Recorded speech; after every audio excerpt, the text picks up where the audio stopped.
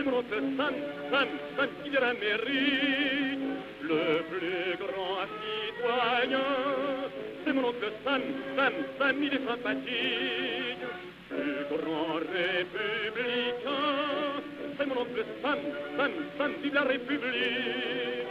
Quand on va contre eux, vive les Américains.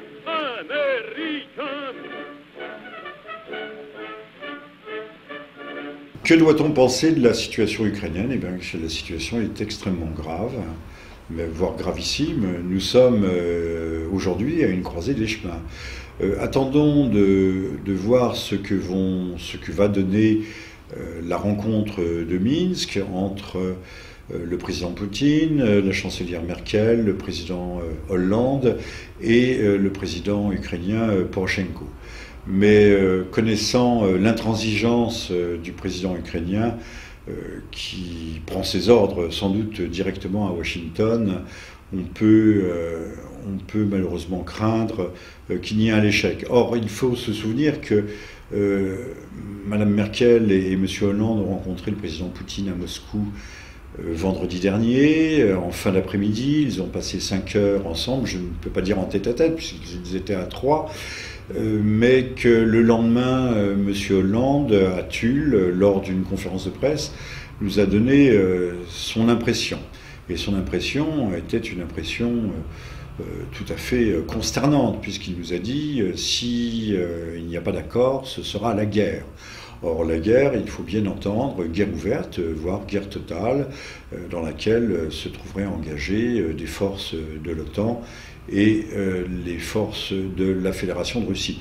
Ceci étant dit, il n'y aura certainement pas d'affrontement au sol entre les deux armées, il n'y aura pas de bataille du centre-Europe comme il était prévu du temps de la guerre froide, avec des batailles alignant comme à Koursk, au cours de la Seconde Guerre mondiale, des centaines, voire des milliers, ou une dizaine de milliers de chars.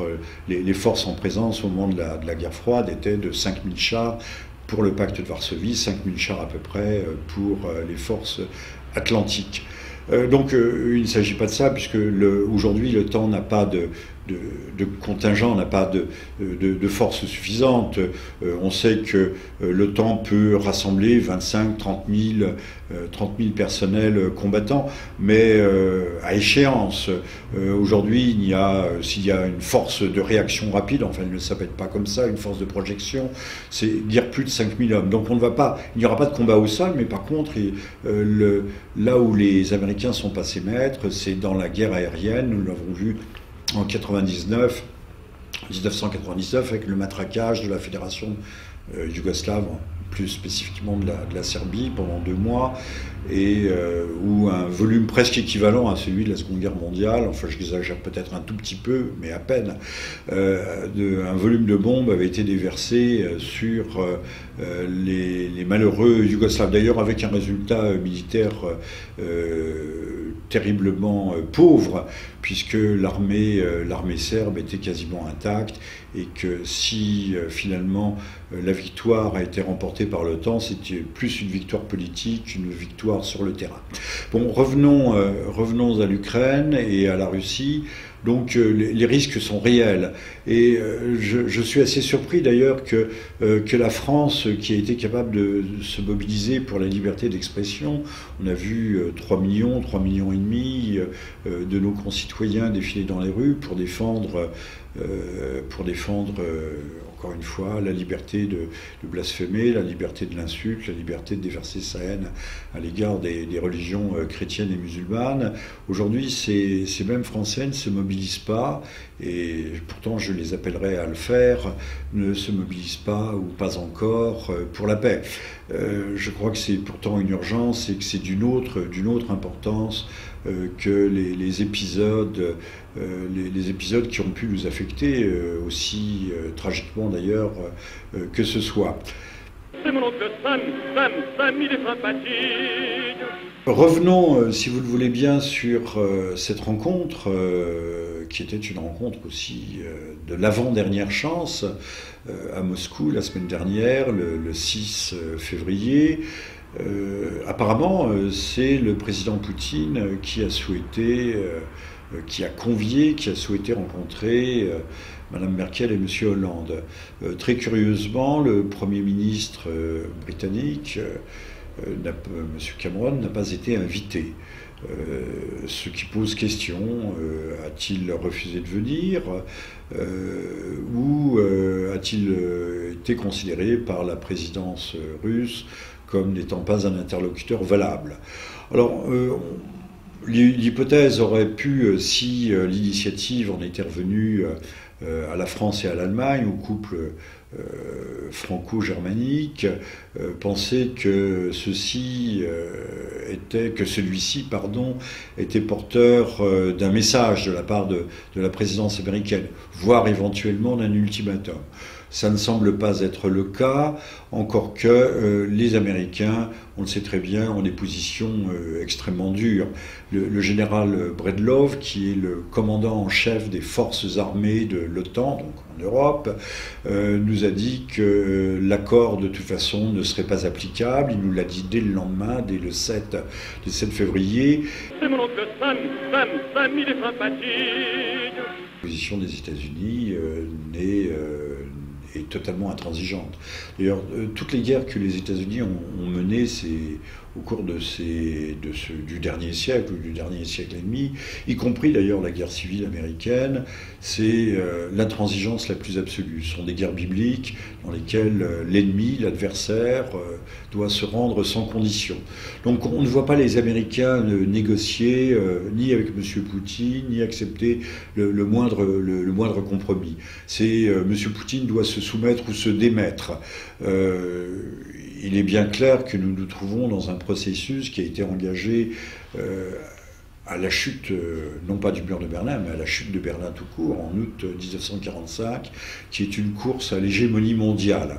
D'ailleurs, à l'époque, certains théoriciens avaient établi la doctrine de cette course à la domination, notamment un néoconservateur, ancien trotskiste, ancien ami de Léon Trotsky, James Burnham, qui est le prototype de tous les néoconservateurs américains, qui a écrit un ouvrage décrivant la lutte qui devait s'engager contre, non pas l'Empire du Mal à l'époque, mais contre l'Union soviétique, à savoir aujourd'hui la Russie, puisque la Russie est l'héritière de l'Union soviétique, même si nous avons eu un retour en force, un retour magnifique de l'Église orthodoxe et que la collectivisation ne soit plus à l'ordre du jour. L'Amérique est par définition et par vocation intransigeante, excessive. Et cela s'est reflété dans les propos du général Breedlove, qui est le commandant en chef des forces de l'OTAN, en Europe donc, puisque l'OTAN c'est essentiellement l'Europe, qui, dès le lendemain, peu avant les propos, les commentaires de M. Hollande, nous a expliqué que de toute façon il n'y aurait pas d'accord, parce que l'accord ne serait pas tenable. Et donc, si l'on se reporte ou se réfère à M. Hollande lui-même, s'il n'y a pas d'accord, c'est la guerre. Et la guerre totale. Donc aujourd'hui, nous trouvons dans un cas de figure qui est proprement alarmant. Je lance un appel à tous ceux qui regarderont cette vidéo, bien au-delà de ma personne, mais je les appelle à considérer la situation et peut-être à manifester auprès de leurs représentants, auprès de ceux qui assurent les destinées de la France, de les prier très instamment d'œuvrer pour la paix et non pas pour la guerre. C'est mon oncle Sam, il est sympathique. Que s'est-il passé exactement à Moscou? Nul ne le sait. La NSA, les grandes oreilles américaines, ne captent pas ne traverse pas, pour l'instant tout au moins, les murs du Kremlin. Toujours est-il que tous les Sherpas, tous les conseillers, les accompagnateurs ont été écartés de cette rencontre qui, je le rappelle, a duré 5 heures. Donc ce sont des conversations qui ont dû être particulièrement âpres, mais qui, contrairement à ce qui en a été dit par le porte-parole de la présidence française, n'ont pas été fructueuses. les trois parties sont convenus qu'il y aurait une nouvelle rencontre après les échanges téléphoniques dont personne ne nous a rendu compte, qui ont dû lieu avoir dimanche dernier, donc le 8, avec le président Poroshenko. Maintenant, une réunion est prévue à Minsk, réunion de la dernière chance. Mais sachant et connaissant là aussi l'intransigeance du président Poroshenko, qui lui, nous ne sommes pas en Orient, mais qui ne veut pas perdre la face. De toute façon, je pense que si une nouvelle trêve, ça ne serait jamais que la troisième, était décidée, avec une ligne, un vide sanitaire entre les lignes de front, qui ont une dizaine de kilomètres, des couloirs humanitaires, le cas échéant, cela ne serait que reculer pour mieux sauter, puisque les États-Unis ont décidé la livraison d'armes. Alors on a commencé par dire des armes défensives, puis des armes défensives létales, autant dire des armes létales. Et l'Ukraine se prépare à une guerre longue, une guerre urbaine, sur le modèle de Stalingrad peut-être, ou de Leningrad, qui ont été des guerres extraordinairement dures et qui ont duré, vous le savez, fort longtemps.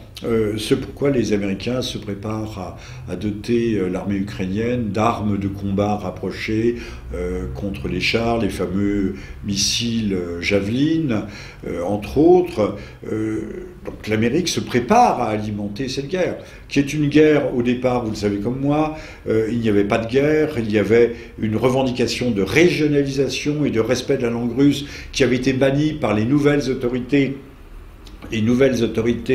ukrainiennes qui avaient pris le pouvoir à l'issue d'un coup d'État, le coup d'État du Maïdan, du 21 ou du 22, ça s'est passé sur 2 jours, du 21-22 février, donc nous sommes maintenant à l'échéance, c'est l'anniversaire d'un an, donc le russe en avait été banni, revendication de régionalisation, puis revendication de fédéralisation, puis le Kiev, en bon état jacobin, avait lancé une guerre contre la Vendée qui s'est soulevée et qui est devenue la Vendée en armes du Donbass.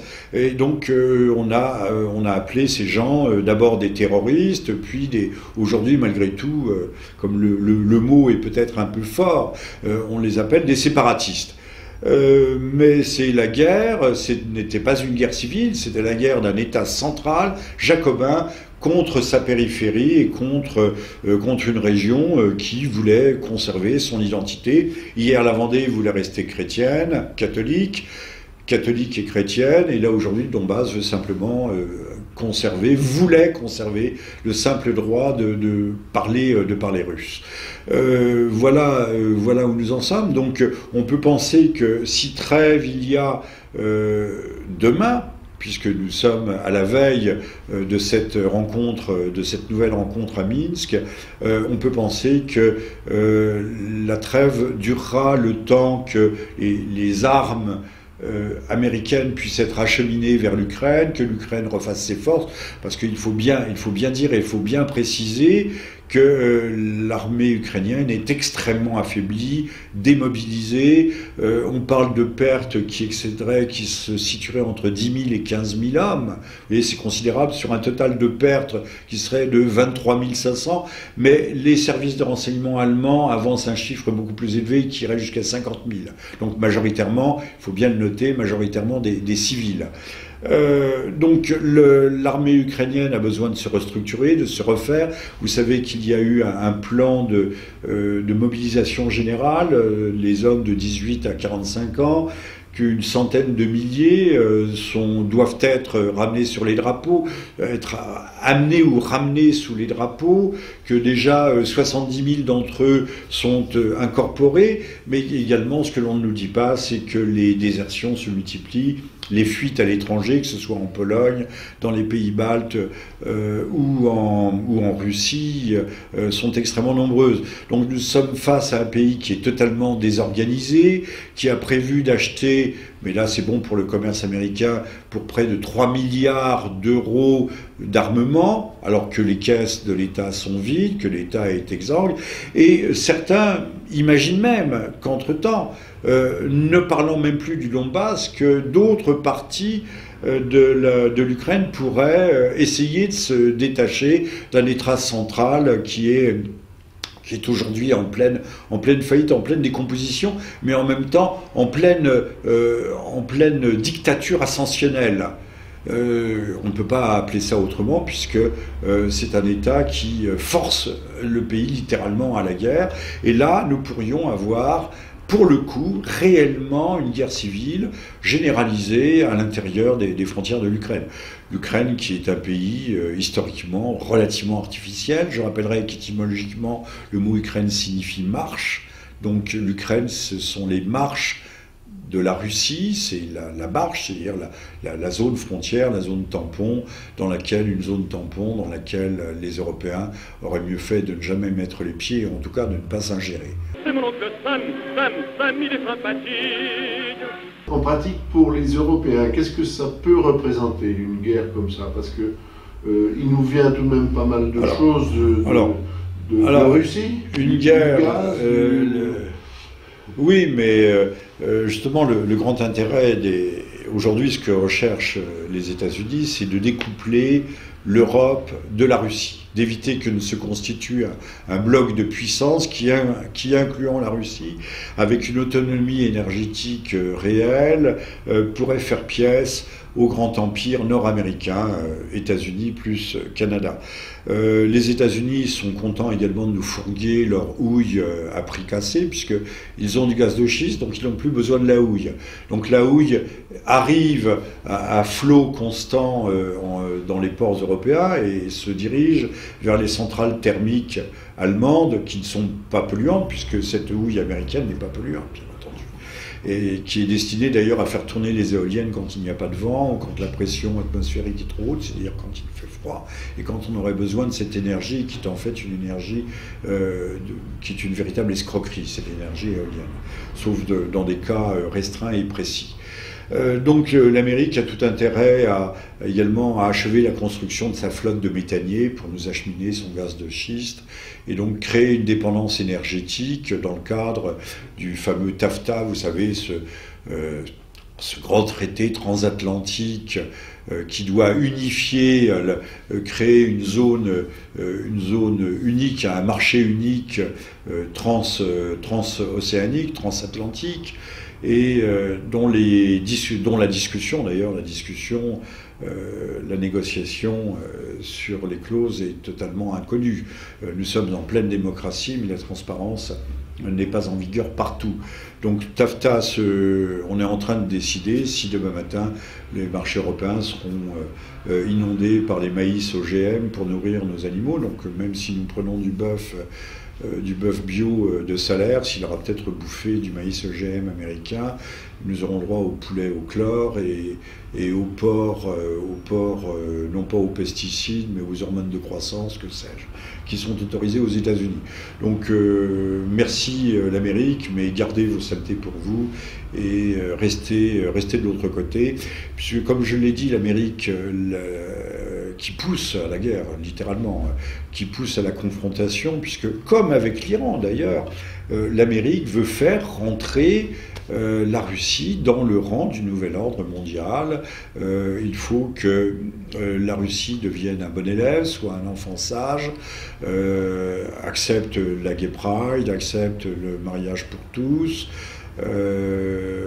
autorise que Charlie Hebdo puisse se moquer à outrance de l'Église orthodoxe, montrant par exemple des popes en train de sodomiser des enfants de cœur, comme on l'a fait pour le pape, parce qu'il s'agit bien de ça. Donc la Russie doit devenir un pays comme les autres, mais la Russie souverainiste ne l'entend pas de cette oreille, elle entend se construire sur les bases de sa tradition grand russe. Donc la confrontation est engagée. Jusqu'où ira-t-elle et quelle forme prendra-t-elle, nul ne le sait. Mais si elle prend une forme militaire, on sait où ça commence et on ne sait jamais où cela finit. L'Amérique a une indéniable maîtrise, une suprématie aérienne. Donc des campagnes de bombardement sont engagées, mais en face, les Russes peuvent aligner des moyens, des vecteurs sol-air, les fameux S-300 PMU-2, qui volent à la vitesse de Mach 6, Mach 6,5. Donc ils peuvent frapper un avion au moment même du décollage presque, ce qui sont des armes d'interdiction extraordinairement puissantes. Et puis les Russes disposent aussi de vecteurs à moyenne portée, les fameux missiles Iskander, qui peuvent délivrer des charges conventionnelles, voire du nucléaire tactique, pour des frappes anti-force. Les Russes n'ont pas du tout l'intention de frapper des objectifs démographiques, mais pourquoi pas des frappes anti-force, des bases de l'OTAN, que ce soit par exemple le camp Bondsteel, le fameux camp Bondsteel, non pas en Albanie, mais au Kosovo, puisque la guerre du Kosovo a permis d'établir une base de projection vers l'Asie centrale, qui est certainement l'une des plus grandes bases américaines de la planète. Le dispositif américain s'est déplacé vers l'Est et continue d'ailleurs, on le voit, la poussée de l'OTAN vers l'Ukraine, vers le Caucase est constante. Que demande M. Poutine? Il ne demande pas la mer à boire. M. Poutine demande que l'Ukraine n'entre pas dans l'OTAN.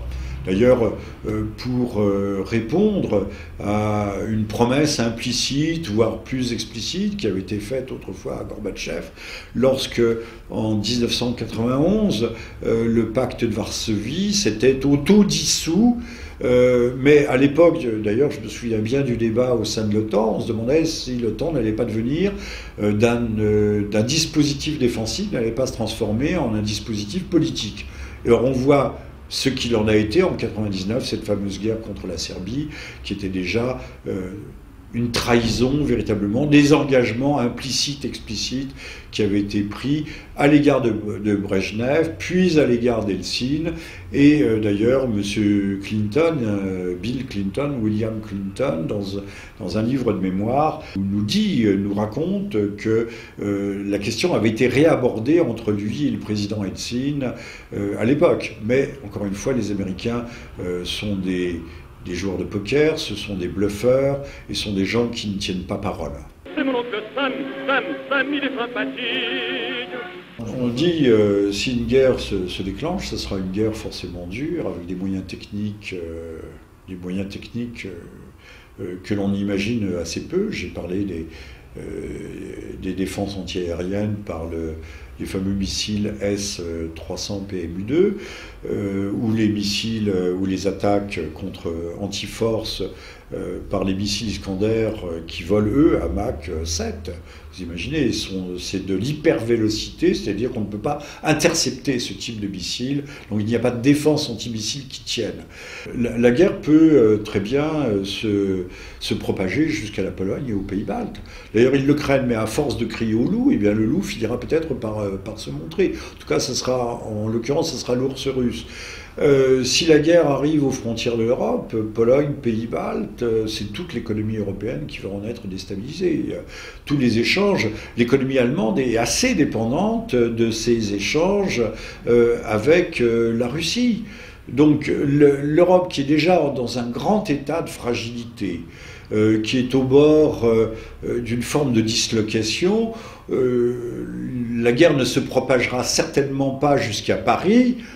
Ce n'est pas la volonté des Russes. Les Russes n'affichent pas d'ambition de conquête. Mais par contre-coup, l'onde de choc risque non seulement de détruire ce qui subsiste aujourd'hui de l'Europe, mais de jeter le chaos. Alors, le chaos, ce sera le chaos social, avec des troubles, des épisodes peut-être ponctuels de guerre civile, pas seulement intercommunautaires, ne croyons pas cela. Les Français sont profondément divisés contre eux-mêmes aussi. Il y a, soi-disant, paraît-il, un peuple de gauche, mais ce peuple de gauche voudra, conduit peut-être par de mauvais pasteurs du type de M. Mélenchon, Mélenchon qui, à l'exemple de Syriza, penseront peut-être ces mauvais pasteurs que l'horreur est venue. Donc on peut avoir des cas de figure tout à fait inédits, mais on peut avoir des troubles sociaux extrêmement graves par contre-coup en Europe. Donc il faudrait de toute urgence et toutes affaires cessantes se mobiliser pour que la guerre n'ait pas lieu et pousser M. Hollande pour qu'enfin il se décide à reconnaître publiquement que la Russie n'est pas à l'origine de ce conflit, que la Russie n'est pas intervenue, que la première opération antiterroriste contre les russophones régionaliste du Donbass, c'est le gouvernement de Kiev qui l'a engagé, et donc qu'on ne peut pas imputer à faute et à culpabilité l'affaire de l'Ukraine à la Russie. C'est mon oncle Sam, il est sympathique.